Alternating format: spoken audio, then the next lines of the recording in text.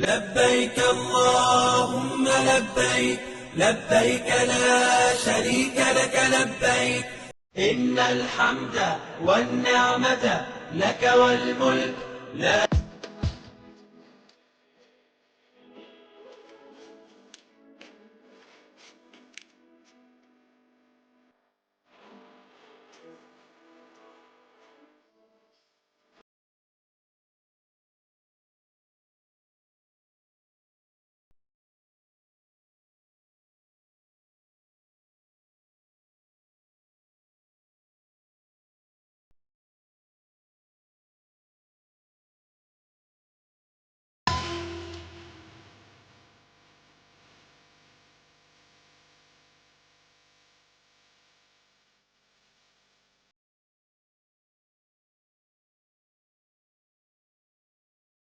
আসসালামু আলাইকুম ভিউয়ার্স, আজকে আমি আপনার সাথে এবার কুরবানি ঈদের ব্লগটি শেয়ার করতে যাচ্ছি। তো কুরবানি ঈদের আগের রাত থেকে আমাদের ঈদ শুরু হয়ে গিয়েছে, 4 রাত থেকে। তো আমরা 4 রাতের প্রস্তুতি নিচ্ছিলাম, সব জাল এবং আমার যে দেবর ভাসুর সবাই মিলে আমরা পিকনিকের আয়োজন করেছিলাম। তো যেদিন থেকে আসলে গরু আনা হয়েছে বাসায়, সেদিন থেকে আমাদের ঈদ শুরু হয়ে গিয়েছে। তো আমার যে বড় যা উনি বিরিয়ানি রান্নার জন্য প্রস্তুত নিচ্ছেন, তো ভাবলাম আপনাদের সাথে ভিডিওটা শেয়ার করি। তো দেখুন, আমরা এখানে 4 কেজি মাংস নিয়েছিলাম মুরগির, এবং মশলা আদা রসুন বাটা এবং প্যাকেট যে রাঁধুনির বিরিয়ানির মশলা থাকে সেটা, এবং তেজপাতা, দারুচিনি, গরম মশলা সব কিছু এখানে দিয়ে সয়াবিন তেল দেওয়া হলো, এবং কাঁচামরিচ আর পেঁয়াজ ঢেলে দিচ্ছি। তো সব কিছু মশলা দেওয়ার পরে এখন এখানে স্বাদ মতো লবণ দিতে হবে। তো আমরা এখন সব মশলা একে একে দিয়ে দিব। এখানে প্রথমে আবার টক দই দিয়ে নিচ্ছি, পেঁয়াজ কাঁচামরিচ দেওয়ার পরে। টক দই দেওয়া হয়ে গেলে তারপর অন্যান্য মশলা দিব। এখানে আমরা মানে খুবই একটা আনন্দ মুহূর্ত পার করছিলাম, সবাই মিলে একসাথে রান্না বান্না করছিলাম। তো সেই জন্য আমার কাছে মনে হলো আপনাদের সাথে ভিডিওটা শেয়ার করি।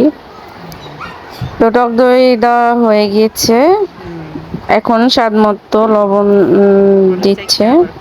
আপনারা অবশ্যই আপনাদের পরিমাণ অনুযায়ী লবণ দিয়ে নেবেন।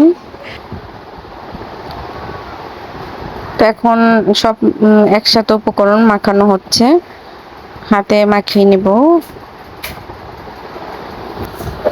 তো মাখানো হয়ে গেলে তারপরে এখানে চুলাতে দিতে হবে।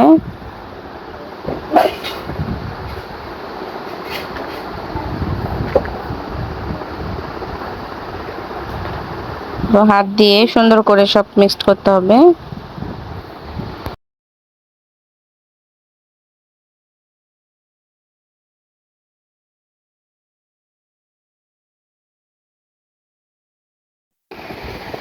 তো সব উপকরণ একসাথে মাখানো হয়ে গিয়েছে। এখন পরিমাণ মতো এখানে একটু হালকা পানি দিতে হবে।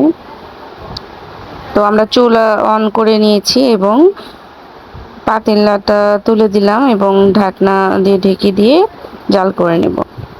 তো এর ভিতরে কিন্তু আমরা আলু এবং মটরশুঁটি দিয়েছিলাম পরে। তো কিছুক্ষণ রান্না যখন কষানো হয়ে যাবে, তো তখন আমরা পোলার চালটা দিয়ে দিব। এখানে পোলার চালটা দিয়ে দিলাম মাংসটা কষানোর পরে। তো পোলার চাল দিয়ে কিছুক্ষণ নাড়াচাড়া করে নিতে হবে।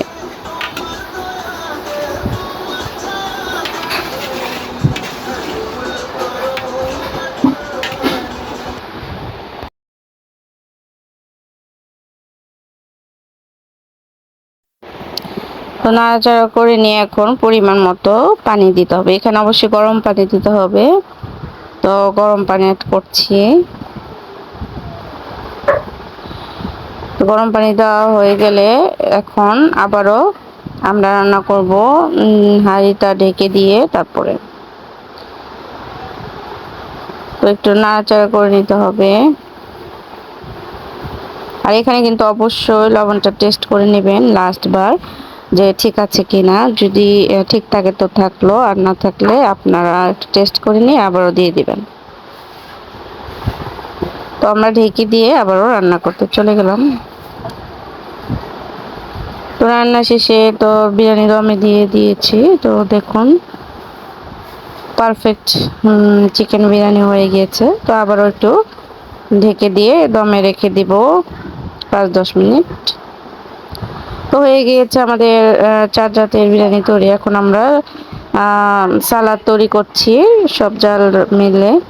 তো দেখুন টমেটো এবং পেঁয়াজ আর কাঁচামরিচ এবং শসা কেটে নিয়ে সালাদ বানানো হচ্ছে। আর বিরিয়ানি তো রেডি, এখন আমরা সবাই মিলে খাবো। তো ভাবলাম আপনাদের সাথে শেয়ার করি। আর ভিডিওটা কেমন লাগছে অবশ্যই জানাবেন। আমার চ্যানেলটি সাবস্ক্রাইব করবেন। আমার ইউটিউব চ্যানেলের নাম তো সবাই জানেন, সুবর্ণাস ওয়ার্ল্ড। তো আমাদের বিরিয়ানি দিয়ে এখন আমরা সবাই মিলে একসাথে খাওয়া দাওয়া করবো, অনেক আনন্দ করবো। তো আমার বড় ভাসুর এবং আমার দেবর এবং আমার জালেরা সবাই এবং বাচ্চারাও সবাই একসাথে খেতে বসেছিলাম আমরা একসাথে। তো খুব আনন্দ করে আমরা খাওয়া দাওয়া করেছি। দেখুন সবাই বারান্দাতে একসাথে বসেছিলাম, তো খুবই ভালো লাগছিল। আপনাদের কেমন লাগলো অবশ্যই জানাবেন। তো পরের দিন আমাদের গরু কোরবানি শুরু হয়ে গিয়েছে। তো গরুটা অনেক লাফালাফি করছিল, দেখতে পাচ্ছিলেন। আমার ছেলেটা দাঁড়িয়েছে আর আমার সবাই ভাসুর দেবর সবাই মিলে আমার হাজবেন্ড সবাই মিলে গরুটা ধরছিল। তো পরবর্তীতে সব ঠিকঠাক হয়ে গেছে।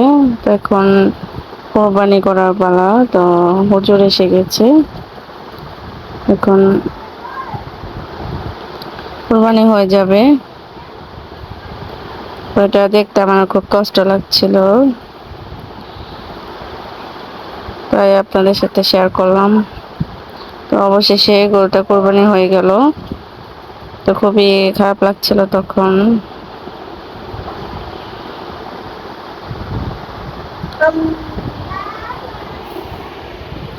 তো আমার ছেলে এবং আমার দেবরের মেয়ে দেখছিল কাছ থেকে ওদের প্রিয় গরুটা কোরবানি হয়ে গেছে, মনটা খারাপ ছিল।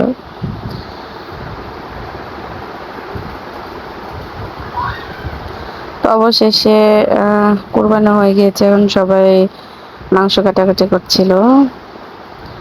তো যাই হোক আমাদের সব মিলে এটা ভালোই কেটেছে।